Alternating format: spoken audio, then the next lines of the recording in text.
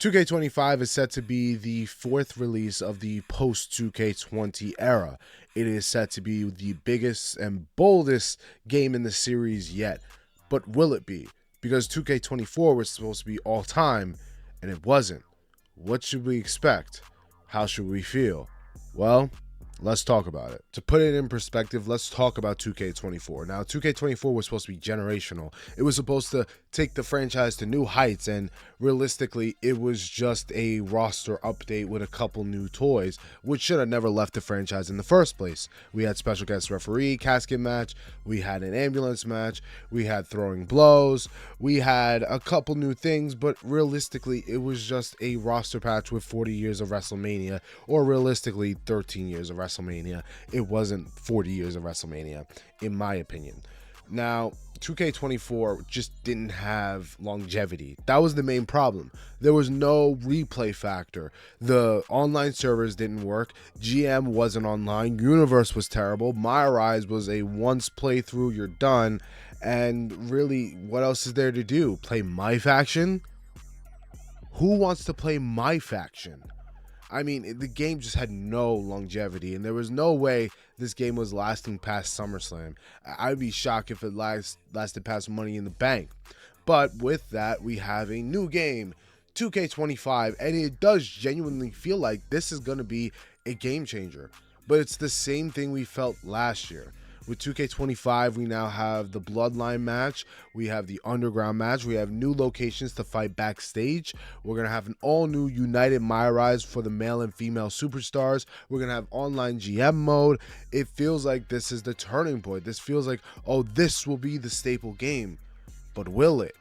Will it be the staple game? Because with all these new features like the island, is it going to work? I mean, online servers don't work as is. Try doing a special guest referee match. You're going to crash. It's going to crash before you can even get started. Like, you know how many times I tried to play an online match and it just doesn't work? Like, before you can even do entrances, the game just crashes.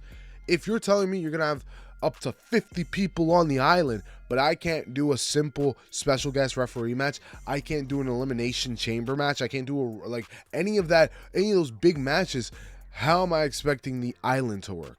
The island might just crash as soon as it actually starts to work. Like, the island might crash before the game even drops. Like, the servers are just that bad, and the servers haven't been good since 2K19.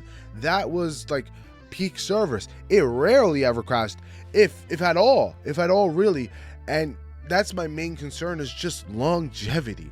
Now, obviously, with Showcase, you have, oh, you can change history, and that will give it some replay factor.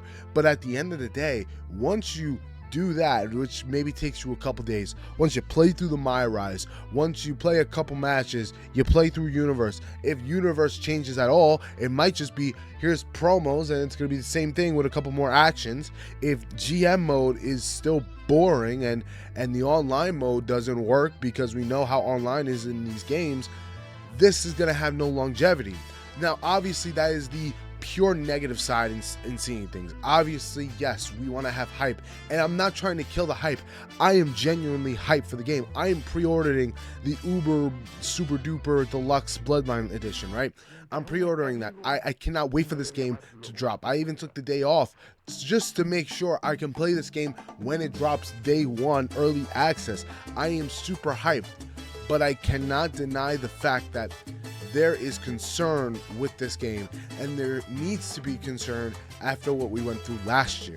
Now, I'm not trying to trash 2K24. 2K24 was a good game. I liked it, but personally, it wasn't this game-breaking, oh my god, this is great, this is amazing, this is a staple of the PS5 or Xbox Series X, generation.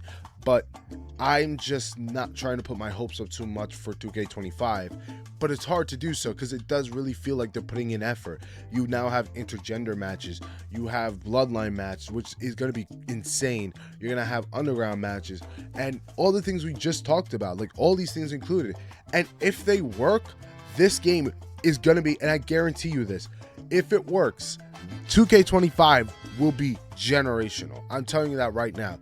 If the online servers work, if online GM works, if Universe really feels like a universe once again, if My Rise is intriguing, right?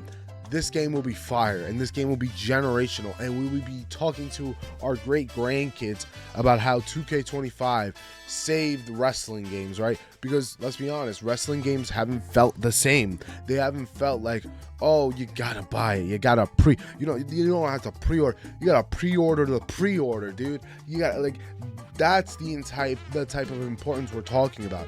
It hasn't really had that importance, but we continue to buy. My main concern is my faction and the island. I think these are going to be incredible. I think the island, I think it's going to work. I think it's going to be great. But you see these VC prices, $32K for a jacket. I don't care if my player is freezing to death.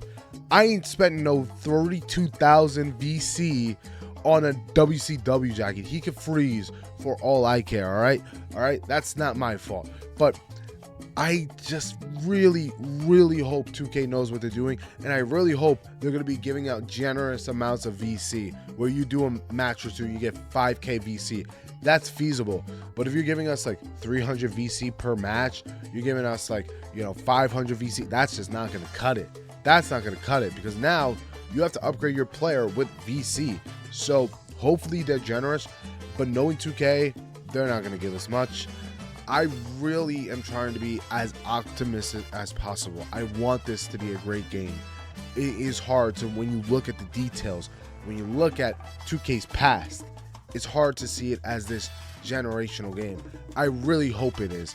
I really hope this is the game that breaks through for 2K, that makes wrestling games popularized, and you have to buy. Everyone's got to play it. You got to play it. Your mama's got to play it. Your grandma, your goldfish, your couch.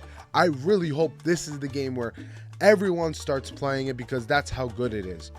But knowing 2K's track history, especially with NBA 2K, and especially with the WWE games, I don't know if I'm going to put my full hope into it. I want to be positive. I am positive about it, but I have to be objective.